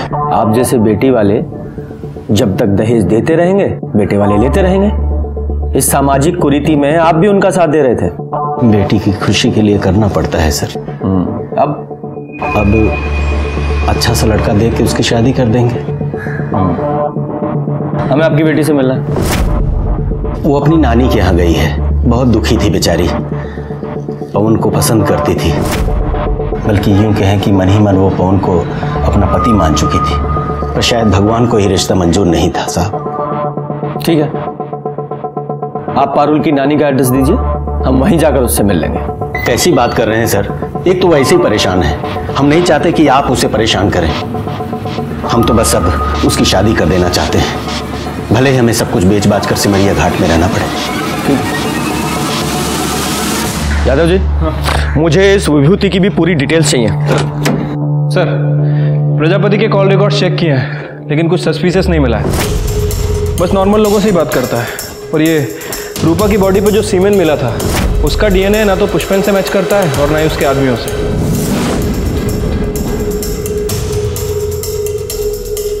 यादव जी, ये पवन ने अखिलेश से 2 सिम लिए थे ना, और दूसरा सिम वो कटिहार में जाके बंद हुआ था। राइट, ये देखिए, इस प्रजापति की कॉल डिटेल्स के हिसाब से वो रेगुलर बेसिस पे किसी सपना से बात कर रहा था कटिहार में, और दूसरा सिम भी कटिहार में ही बंद हुआ था। और ये सपना पवन की बहन है ना, प्रजापति की बेटी। एक काम कीजिए, इस सपना की लोकेशन को इस अखिलेश के दूसरे सिम से मिलाकर देखिए और सपना को बुलाइए। सर, हमें नहीं पता कि आप क्या कह रहे हैं। हम तो कटिहार में हॉस्टल में रहते हैं, पढ़ते हैं सर वहाँ। मैं समझाता हूँ सीधे शब्दों में। पवन ने अखिलेश से 2 नए सिम खरीदवाए, एक खुद लिया और दूसरा तुम्हें दिया। ये देखो, तुम्हारी सारी फोन डिटेल्स और तुम्हारे मोबाइल लोकेशन के हिसाब से उस रात तुम यहाँ अररिया आई थी। इतना तो हमें पता है। अब इसके आगे की कहानी तुम बताओ डिटेल में। सर, वो हम उस दिन। कौन है? काहे भेजा है तुम्हारे भैया ने तुम्हें यहाँ? वो तो कल आके शादी तोड़ने वाले हैं ना। हमारे घर में सबको लग रहा है कि हमारी शादी होने वाली है। बेचारी माँ कितनी खुश है। भाभी, आप सबको बता क्यों नहीं देती कि आप भैया से ही शादी करेंगी? पगला गई हो का? हमारा कोई मान सम्मान है कि नहीं? क्या बोले माँ को? हाँ, हमारी माँ ऐसे घर में कभी हमारा रिश्ता नहीं करेंगी जो दहेज के लालच में इतना गिर जाए। भाभी, भैया ने ये पैसे भेजे हैं, 25 लाख रुपए, जो हमारे पापा ने आपकी माँ से लिए थे, और ये सिंदूर भेजा है। भैया आपको भगा करके शादी करना चाहते हैं। अगर आपकी हाँ है ना, तो अपनी मांग में ये भैया के नाम का सिंदूर लगा लीजिए।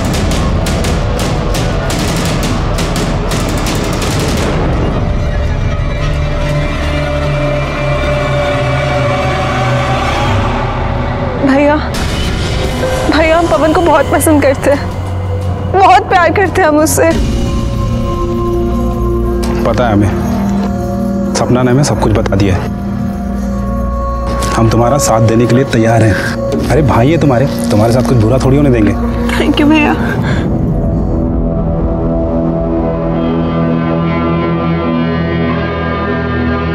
चलो जल्दी निकलते हैं।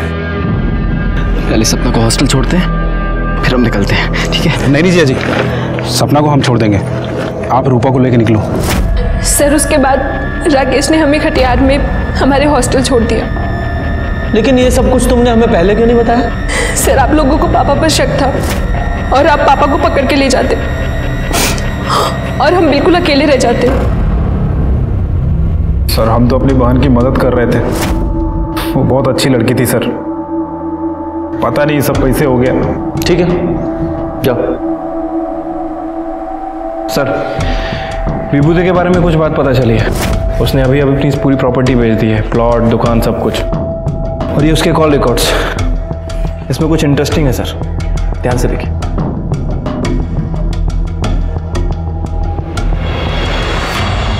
पानी पिएंगे आप?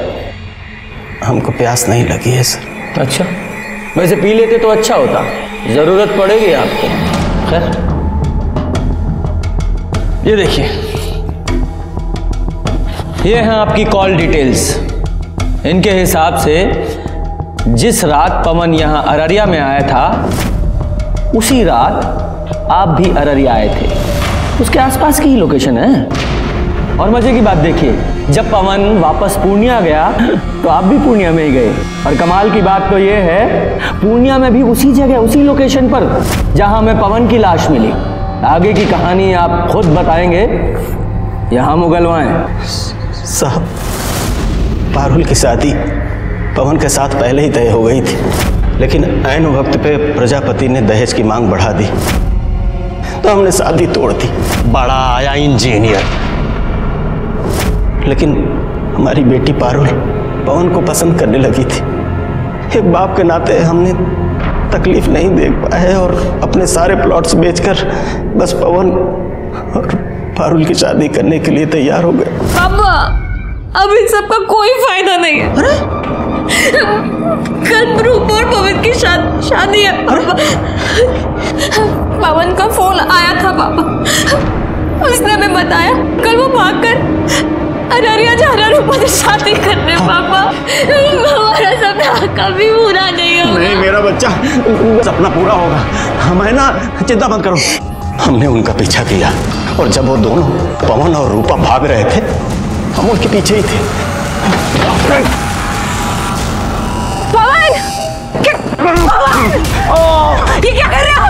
तेरी पवन की पवन, ए विकास अंदर डालो सर।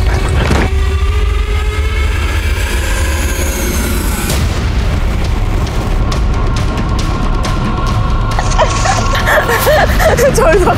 छोड़ दे, छोड़ दे। हमें अपनी बेटी का सपना पूरा करना था साहब। शादी की है तूने, 7 जन्मों का साथ है। अब अगला जन्म भी इसके साथ ही लेना, क्योंकि हम तुम्हें दफनाने वाले हैं, वो भी जिंदा। पारू, पारू।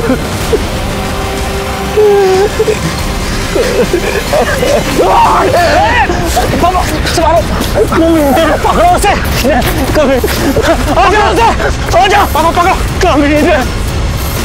हम तो मारना चाहते थे उन्हें, लेकिन मार नहीं पाए। हम आपकी बात क्यों माने?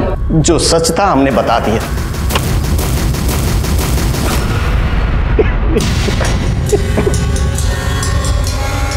प्रसाद सर, बॉडी को पोस्टमार्टम के लिए भेजो। Okay sir. अगर थोड़ी समय के लिए मान लेते हैं कि विभूति सच बोल रहा है, आखिर हुआ क्या होगा? उस रात पवन के साथ तुम्हारा झगड़ा हुआ था? नहीं सर, कोनो झगड़ा वगड़ा नहीं हुआ था हमारा। अच्छा, तो फिर ये देखो, ये है तुम्हारी कॉल लोकेशंस। अगर इनकी माने तो तुम यहाँ अररिया से पहले कटिहार गए, कटिहार से वापस यहाँ अररिया आए, फिर उस रात तुम पूर्णिया गए, और तुम्हारी कॉल लोकेशंस वही है जहां अगले दिन हमें पवन की लाश मिली थी। बोलो, बताओ। हाँ, तुम्हें तो यह सवाल उतना ही कठिन लग रहा होगा जितना कठिन सवाल यक्ष ने युधिष्ठिर से पूछा था। लो, जल्दी जल्दी बताओ, मेरा पेशेंस खत्म हो रहा है। बताओ। यादव जी। नहीं सर, हम सब सच सच बताते हैं सर। हम सपना से शादी करना चाहते थे और हम उसको बोले थे कि हम उसके भैया से बात करेंगे, और उस रात उसको हॉस्टल पे छोड़ने के बाद हम उसके भैया को फ़ोन लगाए, पर फ़ोन लगा नहीं। हेलो, कहाँ हो तुम लोग? अभी तो यहाँ बस स्टॉप पे ही है, बस का इंतजार कर रहे हैं। अच्छा सुनो ना, थोड़ा जीजा जी को फ़ोन दो ना। हाँ, राकेश। अच्छा, हेलो। हाँ जीजा जी, अरे हम क्या कह रहे थे कि हम सपना को बहुत पसंद करते हैं और सपना भी हमको बहुत पसंद करती है। बस आप एक बार हाँ कह देते तो। दिमाग खराब हो गया तुम्हारा? पगला गए हो का तुम हो का बे? हम सिविल इंजीनियर हैं, तुम्हारी औकात का है? लड़का हमेशा लड़की से अच्छा होना चाहिए। अरे पर जीजा जी, आप तो। तुम्हारी शादी नहीं हो सकती उससे, समझे?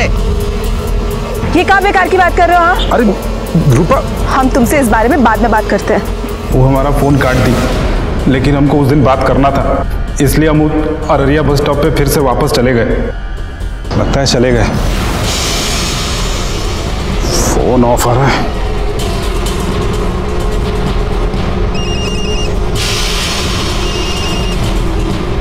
रूपा के फ़ोन के लिए?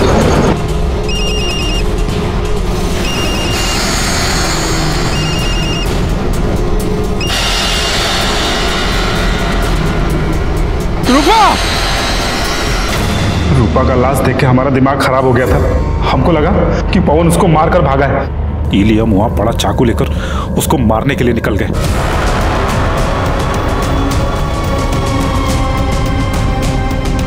अरे राकेश राकेश राकेश हमको बचा लो, वो लोग मार डालेंगे हमको। राकेश बचा लो हमको। कैसे छोड़ सकते थे उसको आप? पवन ने तुम्हारी बहन को नहीं मारा था, वो तुम्हारी बहन से प्यार करता था। तुम्हारी गलतफहमी और तुम्हारे गुस्से ने एक निर्दोष की जान ले ली और उसकी सजा तुम्हें मिलेगी। लोभ, घृणा, द्वेष, ईर्ष्या और गुस्सा सदियों से हमें इन सबसे दूर रहने के लिए कहा जाता रहा है, और जो कोई भी इनके जाल में फंसा उसे इंसान से जानवर बनते देर नहीं लगती। रूपा के रेप और मर्डर के लिए विभूति और विकास को सजा मिली, वहीं पवन को मारने के लिए राकेश को। इस केस में 3 लोगों की जान गई, पवन, रूपा और पारुल। क्या इन तीनों को होने वाले अपराध की दस्तक नहीं मिली थी? मिली थी, लेकिन सभी विक्टिम्स ने उसको नजरअंदाज किया। जब कभी भी आपके साथ कुछ गलत होने वाला हो या हो रहा हो तो डटकर उसका सामना करें, उससे भागे नहीं। इसी के साथ मैं सीनियर इंस्पेक्टर रंजीत ठाकुर आपसे विदा लेता हूं। कल फिर मिलेंगे। सतर्क रहिए और देखते रहिए क्राइम पेट्रोल दस्तक, क्योंकि मकसद बताना नहीं, बचाना है। जय हिंद। क्राइम पेट्रोल के और भी दिलचस्प कहानी देखने के लिए हमारे चैनल को सब्सक्राइब करें और बेल आइकॉन दबाना न भूलें।